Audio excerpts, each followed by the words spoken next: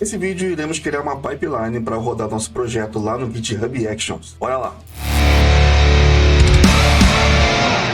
Fala que é, beleza? Vinícius Trindade aqui com vocês. Antes de iniciar o vídeo, vamos dar aquela pequena recapitulada do que vimos até aqui. Nós aprendemos a configurar nosso ambiente local de forma adequada para executar o Appium. Criamos do zero um novo projeto utilizando PageObjects. Fizemos também algumas evoluções no nosso projeto, criando novas keywords, novas user keywords, para melhorar a nossa escrita, evitando também ali a repetição de código. E fizemos a integração com o Browser Stack, utilizando a Browser Stack Library. Então, se você caiu de paraquedas aqui e ainda não viu nenhum desses vídeos, vou deixar aqui embaixo, na descrição e também aqui em cima no card, o link da playlist, para que você depois possa lá e ver com calma e conseguir aprender um pouquinho mais sobre esse universo do Robot Framework com o Appium. E caso você esteja aqui e ainda não é inscrito, se inscreve aqui embaixo no canal, ajuda demais aqui o trabalho da Robot Course. Deixa um joinha se você está gostando do conteúdo, comenta aqui embaixo também para melhorar o engajamento e, se possível, também compartilhe com a sua rede, porque aí me ajuda demais na divulgação aqui da Robot Course e, de quebra, me ajuda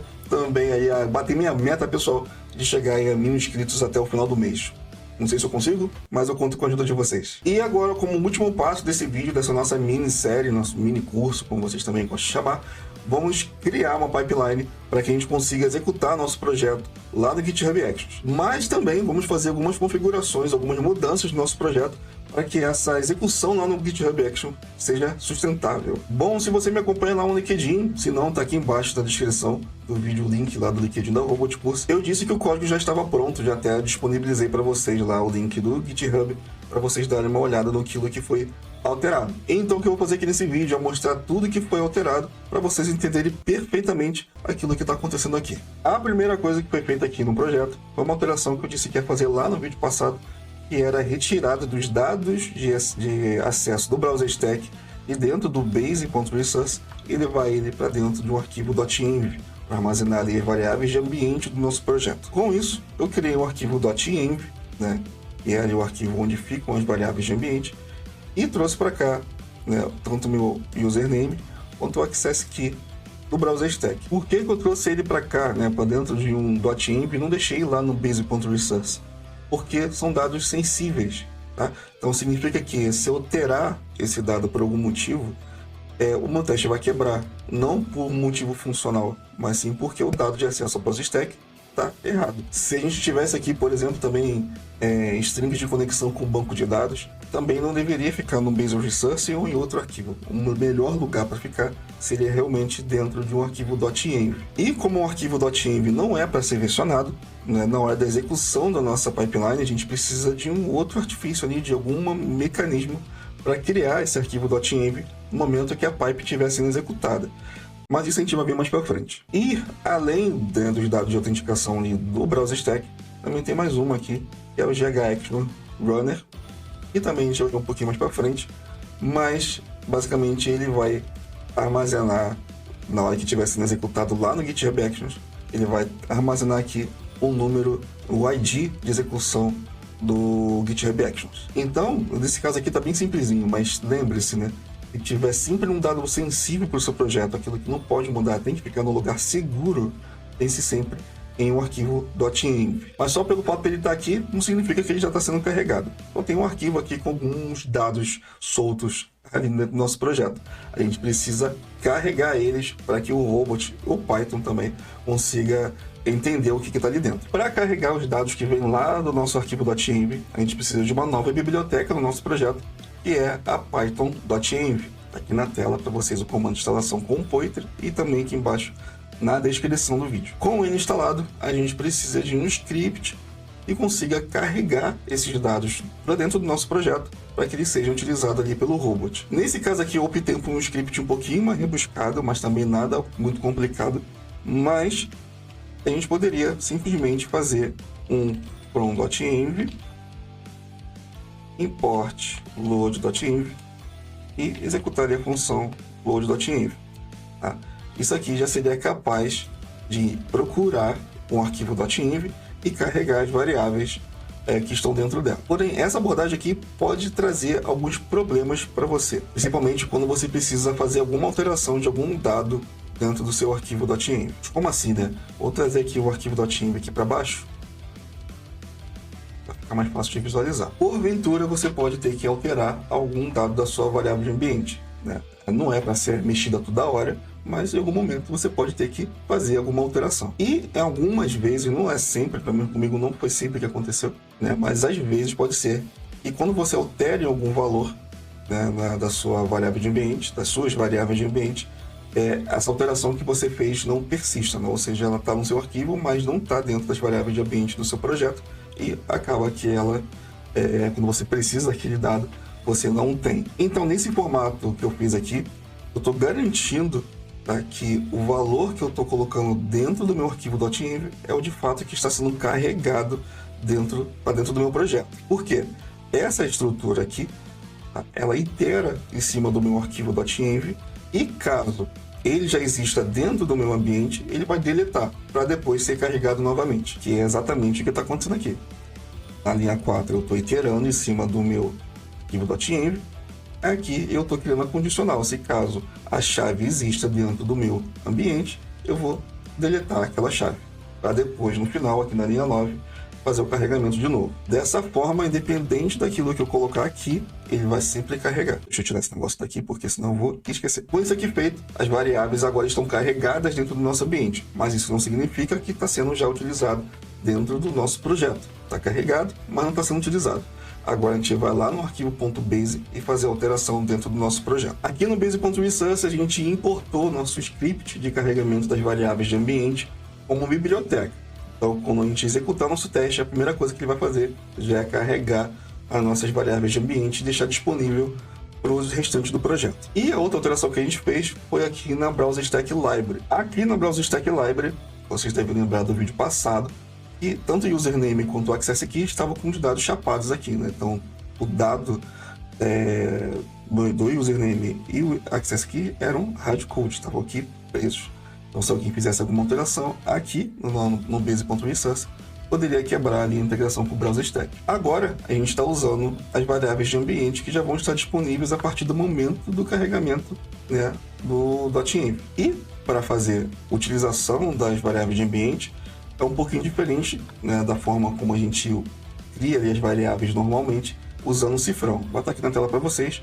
Em vez do cifrão, a gente vai usar o sinal de %. Então vai ser %, e dentro das chaves, o nome da variável de ambiente que a gente quer utilizar e o valor padrão para caso a variável esteja vazia ou ela não exista. Então, nesse caso aqui, eu estou usando o Browser Stack Username e a Browser Stack Access Key. E o valor padrão das duas é None, porque se não tiver lá, não é para colocar nada mesmo. E também teve uma outra alteração, fora aqui do base.resource, lá no arquivo OpenApp, na Keyword Open Application Browser Stack. Aqui no argumento build, a gente vai passar para ele o ID da execução lá do GitHub Actions. Então vai ficar TED, underline, e o ID da execução do Browser Stack. Assim a gente consegue fazer a rastreabilidade certinha, né, do que está lá no Browser Stack com a execução aqui no GitHub Actions. Além das alterações que a gente fez dentro do nosso projeto para receber o arquivo .env, a gente também precisa fazer alterações lá dentro do nosso repositório, lá no GitHub, não para criar o arquivo .env, mas para armazenar os valores que vão estar dentro de um .env na hora que a pipeline estiver sendo executada. E como são valores sensíveis, a gente vai criar secrets dentro do nosso projeto. E para criar essas secrets, a gente precisa vir aqui em Settings, descer um pouquinho, e aqui em Secrets and Variables, e clicar em Actions. No caso aqui eu já tenho criado as duas, mas você no caso não tem aí, é só clicar aqui em New Repository Secret e criar a sua variável de ambiente. Não precisa necessariamente ter o mesmo nome, né, da variável que vai estar dentro do .env, mas se não for igual, pelo menos correspondente ali para você saber exatamente com quem você vai linkar aqui. No meu caso aqui, como já está criado e é uma secret, se eu botar aqui para editar, o valor não vai aparecer para vocês. Mas o valor que está aqui armazenado é aquele valor que está dentro do projeto que vocês já viram aqui no vídeo. Agora vamos voltar lá para o VS Code e vamos ver como é que ficou o arquivo de workflow, né? O arquivo que tem a nossa pipeline construída. Antes da gente criar o arquivo de workflow, o arquivo de pipeline, a gente precisa criar uma estrutura de pastas para caber esse arquivo, para que assim, né, o GitHub consiga identificar que aquele arquivo é um arquivo de workflow, um arquivo de pipeline. Tá? E é uma estrutura bem simples. Dentro do nosso projeto, a gente precisa criar uma pasta chamada .github, e dentro dela uma pasta chamada Workflows. E aqui dentro a gente vai ter os arquivos de workflow, o arquivo de pipeline. E lembrando que todos esses arquivos precisam ser do tipo YAML, tá? Senão o GitHub não entende. E aqui dentro eu vou passar bem rápido com vocês aqui como é que está a estrutura dele. Na primeira linha aqui a gente tem o nome do nosso workflow. No caso aqui eu botei browser stack de teste. Podia ser qualquer outro nome, mas eu escolhi esse nomezinho aqui. Esse trecho define aqui a forma como o nosso workflow vai ser executado. Nesse caso, estou dizendo que sempre que tiver um push para branch main, ele vai ser executado. E também, quando tiver um pull request para branch main, ele também vai ser executado. Caso você tenha outras branches que façam sentido também a execução do teste, você coloca, é só adicionar aqui na lista. Aqui. Supor que tem uma develop aqui. Então você coloca aqui na lista develop. Então sempre que tiver um push para develop ou para main, ele vai executar o teste, tá bom? No caso aqui para mim não faz sentido, porque eu não tenho uma develop, só tenho uma main, então tá show. O workflow dispatch possibilita que você consiga executar o teu script direto lá no GitHub Actions, sem necessidade de fazer um push ou um pull request. Você pode adicionar vários campos aqui dentro desse workflow dispatch, que são campos personalizados que você pode usar dentro do seu script, mas no meu caso aqui eu não coloquei porque é para ser bem simples mesmo para vocês conseguirem visualizar. Aqui embaixo na descrição do vídeo eu vou deixar a documentação lá do GitHub Actions para você dar uma olhada e ver quais são as possibilidades que vocês podem colocar aqui dentro do Workflow Dispatch. E também, né, para ver como é que o GitHub Actions funciona no todo. Aqui mais para baixo eu tenho os jobs, né, a descrição dos meus jobs.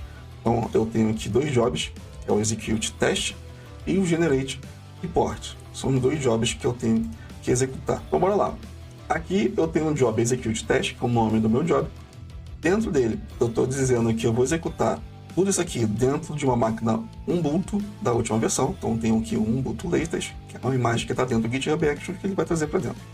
Tá? E embaixo eu vou ter todos os meus steps, todos os passos que o meu workflow aqui vai seguir para esse job. Então o primeiro passo que ele vai fazer é fazer o checkout. Então ele vai pegar todo o meu projeto e copiar, né, o projeto que está versionado no GitHub, no caso, né, e copiar para dentro dessa máquina Ubuntu. Vai criar, deixa eu minimizar isso aqui, vai criar o arquivo .env, como eu falei para vocês, né, vai usar ali as secrets, browser stack username e browser stack access key, e vai colocar dentro do .env. Já vai criar um .env com esses dois valores, com essas 2 variáveis. E também vai pegar ali o ID de execução do GitHub Actions. No caso aqui vai usar o GitHub Run Number e vai colocar também dentro do .env. Mais para baixo eu estou instalando Python na versão 3.8. Mais para baixo também estamos fazendo instalação do Poetry na versão 1.8.3. E mais para baixo, fazendo instalações das dependências do Poetry. Então, tudo que está lá no PyProject.toml vai ser instalado aqui agora, durante a execução. Depois que todas as dependências estão instaladas, a gente agora vai executar o nosso teste. A gente vai executar o Poetry Run Robot e o comando aqui para colocar os logs dentro, né, o arquivo de log dentro da pasta reports, e o ponto, né, que você já sabe, para percorrer todo o nosso projeto, encontrar os test cases e executá-los. E aqui embaixo, na linha 40, tem um ponto importante, que é o Continue on Error. No caso, está aqui como true. Por que eu coloquei esse carinha? Vamos entender. Testes mobile e testes web são testes instáveis na sua essência. E isso é algo de conhecimento geral. Então, normalmente, eles são mais suscetíveis a ter falsos positivos do que testes de API, por exemplo. Não por conta do seu teste, não por conta da aplicação que está sendo testada, mas geralmente por conta do ambiente onde está a aplicação. Então, às vezes, o ambiente não é tão forte assim e, às vezes, ele acaba acarretando ali numa lentidão em um ponto ou outro e que pode afetar, né, o resultado dos testes. Só que como a gente está colocando isso dentro de uma pipeline e a ideia é trazer valor para essa pipeline a ponto de não só você criar, mas todo mundo confiar na pipeline, né, esses falsos positivos que podem ocorrer não podem afetar a confiabilidade que você está tentando trazer para dentro da sua pipe. Então, para isso, a gente tem que trazer artifícios que consiga fazer com que a própria pipeline entenda quais são os testes que falharam, reexecutar esses testes e dizer, opa, esse teste passou, não, esse teste não passou, de novo. Lógico que isso vai precisar de alguns outros artifícios de suporte, como notificações em grupo de Slack, no Teams, no Discord, enfim, para trazer ali para a gente um panorama um pouquinho maior do que só um sumário dentro do GitHub Actions. Mesmo assim, a gente precisa fazer com que ele entenda quais são os testes que falharam, reexecute eles e dê um novo status, se realmente continuou falhando ou se ele passou. Tá? Porque aí, se ele falhou de fato, deu 2 falhas, a gente tem um problema, precisa ser ali visto junto com o dev. Se não, a gente só precisa entender o que foi que aconteceu, né? Se ele falhou e depois passou, a gente vê depois o que aconteceu para ter ideia mais ou menos do motivo, da causa raiz daquela falha, para ver se é alguma coisa que a gente poderia ter feito dentro da nossa automação ou se realmente alguma coisa do ambiente ali, alguma estabilidade que afetou o nosso teste. E então é por isso que eu digo aqui para ele continuar caso encontre algum erro. Então, se ele falhou, ótimo. Ele vai seguir para a linha de baixo aqui, para o step de baixo, que é executar os flake tests, os testes que estão estáveis. E para fazer isso, a gente precisa colocar uma condicional dentro desse step. Então, nessa condicional, ele vai falar: se o step execute test tiver uma saída diferente de success, de sucesso, aí eu vou executar esse carinha de baixo. Quem é esse cara de baixo, né?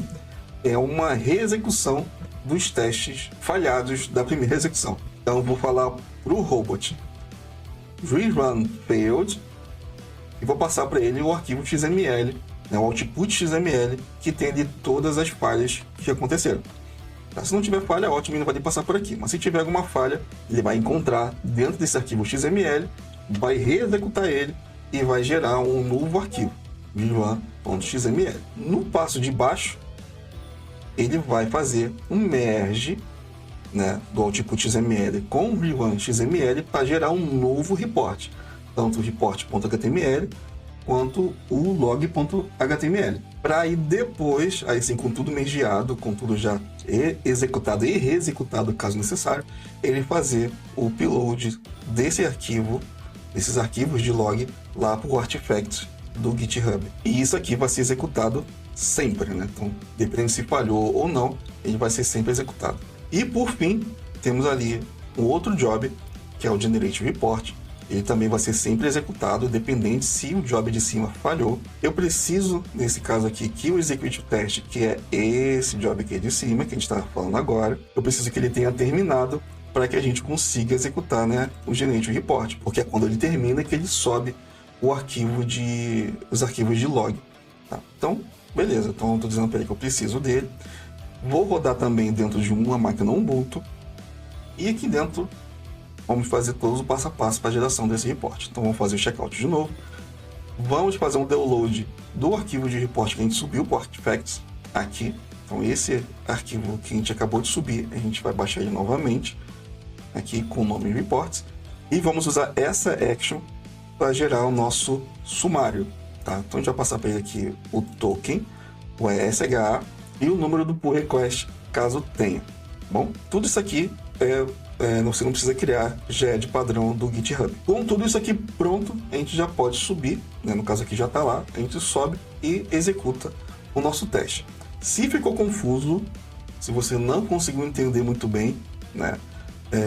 Deixa aqui embaixo no comentário, me chama lá no LinkedIn, fala: Vinícius, eu não entendi, que aí eu te explico com mais calma, beleza? Agora que a gente já fez tudo isso, né, a gente agora pode executar nossa action lá no GitHub, nosso workflow, nossa pipeline, tá? Então, para isso, lá dentro do nosso repositório, a gente vai vir aqui em Project, nada a ver.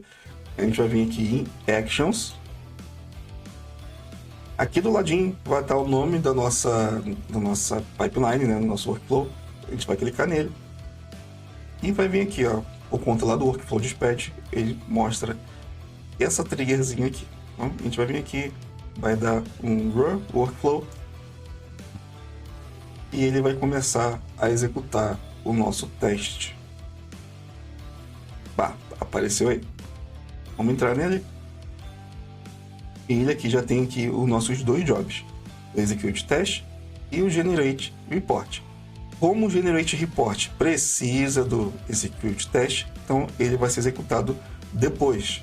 Tá? Se a gente dissesse que ele não precisava, né, do Execute Test, eles iriam ser executados juntos. Tá? No nosso caso aqui, ele vai ser executado de forma sequente. Né? Vamos entrar aqui no Execute Test e ver o que está rolando lá dentro. Ó, ele já fez o checkout. Bonitão. Criou nosso arquivo .env. Já está aqui, né? Então, vamos abrir aqui, ó. Já fez aqui a criação dele bonitona. Instalou o Python, a versão 3.8.18. Instalou o Poetry. Aqui embaixo já fez a instalação das dependências, então tudo que estava descrito lá no PyProject.l, ele já subiu, já fez a instalação, e aqui já está fazendo a execução do teste. Tá? Então, como ele está usando a Browser Stack Library, ele aqui já disse aqui que estou subindo a aplicação Browser Stack, subi com sucesso, e isso aqui é o URL do meu Browser Stack. E já está executando, já passou um teste. Se a gente for lá no Browser Stack agora, está aqui, ó, o TED 43.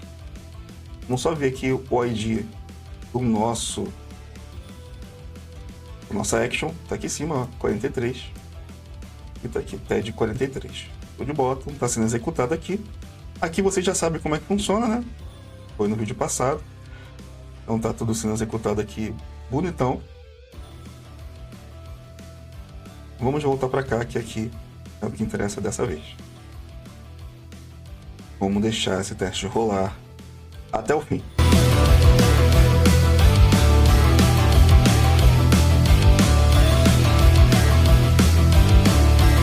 Agora que o teste finalizou, em cima, ó, agora que o teste finalizou, ele fez o upload dos 3 arquivos que estão dentro da pasta report, que é o output XML, log HTML e o report HTML.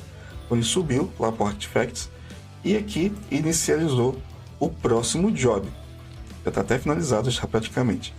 Tá? Então ele fez o download lá do Artifacts e montou o nosso report. E que report é esse, Vinícius?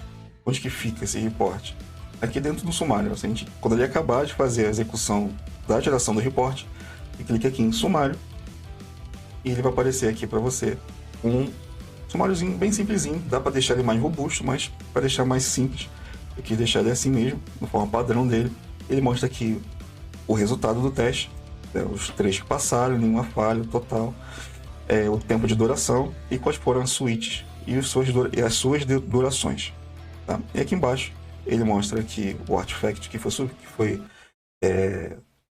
subido, nossa, foi um nome feio, o upload dos arquivos de report.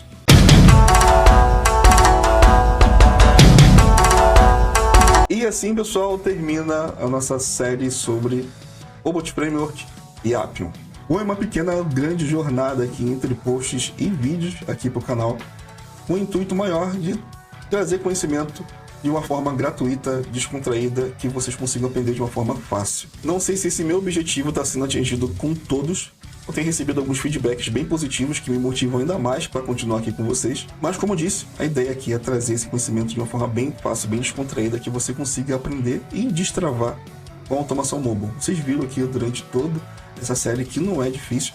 Obviamente eu não trouxe tudo que envolve o universo de automação mobile, tem muita coisa que ficou de fora, mas também, né, a ideia dessa série é fazer com que você, depois de destravado, depois de começar a conseguir automatizar, consiga correr atrás, né, de mais informações por si só, né, que não depende de mim ou de outras pessoas para conseguir, né, ter mais informação e conseguir elevar ali o seu nível de conhecimento com automação mobile. Então é isso, pessoal. Se você tem curtido aqui todo o conteúdo que foi criado para essa série, né, específica, ou para os outros vídeos também que estão aqui no canal, se você tem curtido, se inscreve aqui no canal, caso não seja inscrito, né, para me ajudar a bater a meta de 1000 inscritos aí, quem sabe, né, até o final do mês. Compartilha com a sua rede, para aquelas pessoas que você acha que esses vídeos podem ajudar de alguma forma. Deixa seu joinha aqui também, que ajuda demais aqui para o YouTube entender que esse vídeo aqui é de fato relevante para a plataforma. E principalmente deixa aqui embaixo seu comentário para a gente trocar aquela ideia. Vou deixar aqui do lado a playlist e mais um vídeo para você continuar aqui comigo aprendendo mais sobre o universo do Robot Framework. A gente se vê no próximo vídeo. Valeu!